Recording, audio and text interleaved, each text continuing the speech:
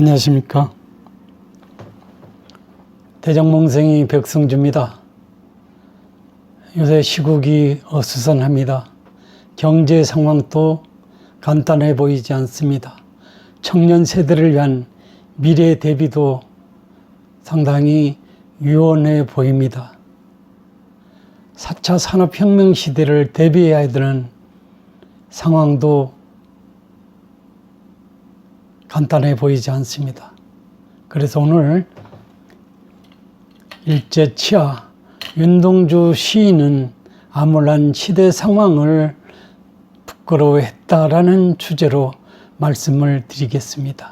그제 저는 제 아지트에 인접한 개운산 마로니 공원 입구에서 해방되던 1945년 27세에 요절한 천재시인 윤동주 시위를 만날 수 있었습니다.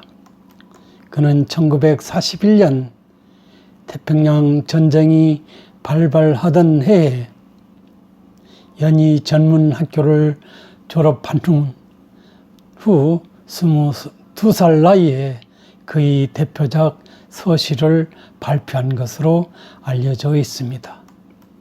아시는 바와 같이 태평양 전쟁은 2차 세계대전 중 일본이 동아시아에 있는 미국, 영국, 프랑스 등이 아시아 지역 식민지를 강탈해서 태평양 연안 지역이 지배 세력으로 발돋움하고자 하는 야욕을 갖고 일으킨 전쟁으로 알려져 있습니다. 특히 우리나라는 이 전쟁으로 인하여 수탈이 심했었고, 공출 문제, 위안부 문제, 징집 문제, 강제 노역 등 이루 헤아릴 수 없는 일제의 압제에서 고초를 겪어야 했던 그런 시대 상황이기도 합니다. 1941년 12월 초 일본이 하와이 진주만에 있는 미국 해군기지를 선전포고 없이 기습 공격하면서 전쟁은 시작되었습니다. 이에 미국은 12월 8일 일본에 선전포고를 했습니다. 초반에는 일본이 기선을 제압하는 듯 했으나 미드웨이 해전을 전환점으로 해서 대세가 미국 쪽으로 기울어져 갔습니다. 1945년 미국은 오키나와 섬을 점령했습니다.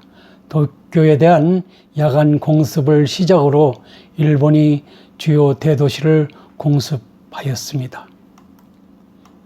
미국이 1945년 8월 6일 히로시마, 8월 9일 나카사키에 원자폭탄을 투하했고, 일주일 뒤 1945년 8월 15일 일본 왕은 무조건 항복을 연합군에 선언했습니다. 그날 이후 우리나라는 일제의 압제로부터 어떻든 풀려나게 되었습니다. 1945년 9월 9일에는 일본이 중국에 대해서도 별도의 절차를 거쳐 항복을 했습니다. 이로써 지루한 2차 세계대전은 종언을 구하게 되었습니다.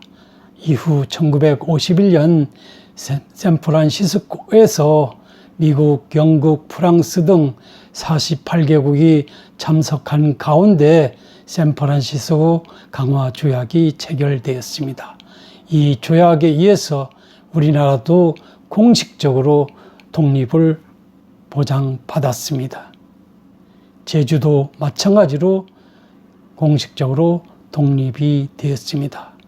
그리고 최근에 논란이 제기되고 있는 청구권 보상 문제도 이 샌프란시스코 조약에 근거하고 있다는 점에서 더욱이 그렇습니다. 윤동주 시인은 그의 서시에서 죽는 날까지 하늘을 우러러 한 점 부끄럼이 없기를 입새에 이는 바람에도 괴로워했다. 별을 노래하는 마음으로 모든 죽어가는 것을 사랑해야지. 그리고 나한테 주어진 길을 걸어가야겠다고 노래하고 있습니다. 그의 생애는 짧았지만 암울하고 가혹한 시대 상황 속에서 반드시 여명은 광복은 오리라 믿고 써내려간 주옥 같은 시어들로 말미암아 오늘날까지도 그의 해맑은 영혼이 징표로서 기억되고 있습니다. 최근 학계는 윤동주를 일제 말기 독립의식을 고취한 애국적 시인으로 평가하기도 하고 있습니다. 그러나 생전 그는 유명한 시인도 아니었습니다. 독립투쟁의 목소리를 높였던 열렬 청년도 아니었습니다. 하지만 그가 남긴 100여 편의 시는 진실한 자기 성찰을 바탕으로 해서 쓰여지고 있습니다. 순수하고 참다운 인간의 본성을 되새기게 하는 시어들로 가득 채워져 있습니다. 후대에 깊은 감동을 주고 있습니다. 그는 시를 통해 부끄러워했습니다. 아마도 일본의 나라를 뺏긴 상황에서 한 청년으로서 징집이 이루어지고 위안부 착출이 이루어지는 등의 암울한 시대 상황에서 어쩔 수 없는 자괴감으로서의 자신에 대한 깊은 성찰로서 부끄러워했을지 모를 일입니다. 그렇다면 그로부터 80여 년이 가까운 현재 그 후대들은 어떻게 하고 있을까요? 특히 정치권은 어떤가요? 최근 좌우로 편을 나누어 아기다툼하며 서로 내 편이 잘났고 내 편만이 정의고 공정이고 평등을 노래할 자격이 있노라고 아우성치고 있습니다. 국내외적으로 정치, 경제, 외교적으로 한 치 앞을 내다볼 수 없는 만큼 위중한 상황이 크게 엄습되고 있음에도 자신들이 정치적 생명 연장을 위한 유리하고 거짓된 권모술수 불이기에 영일이 없어 보입니다. 정치만 있고 백성의 민생은, 백성의 생존은, 백성의 행복은 그들이 안중에는 추호도 없어 보이는 듯합니다.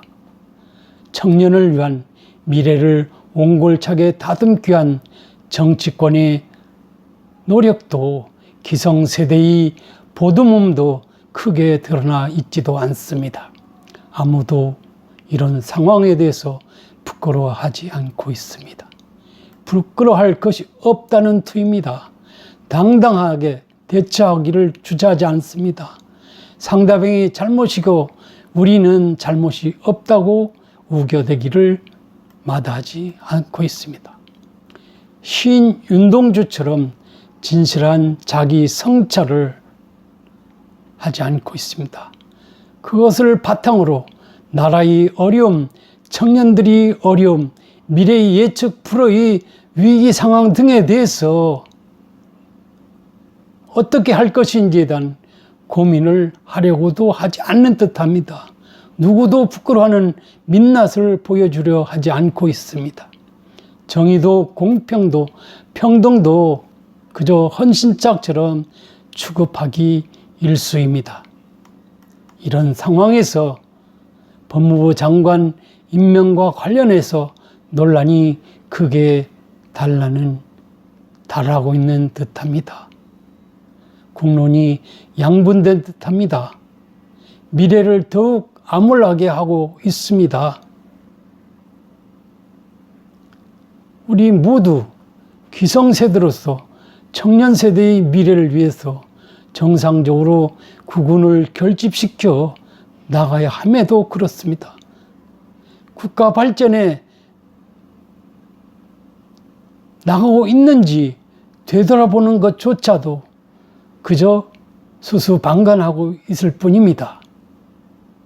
바라건대는 혼란이 단초를 제공하는 문제로서 검찰개혁 등 국가 혁신 정책이 반드시 똑똑한 특정이냐 하는지도 곰곰이 따져봤으면 합니다. 민주주의, 법치주의, 기회의 평등, 공정, 정의, 이 모든 것 국가가 응당 국민을 위해서 해줄 것이라고 기대할 수는 없는 고차원적인 것들입니다.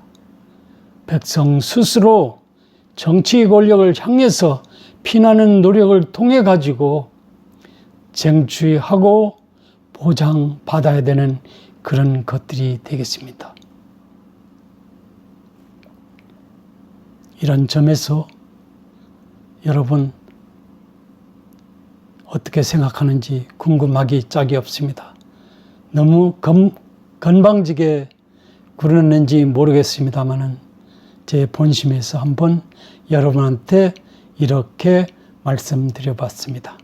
감사합니다.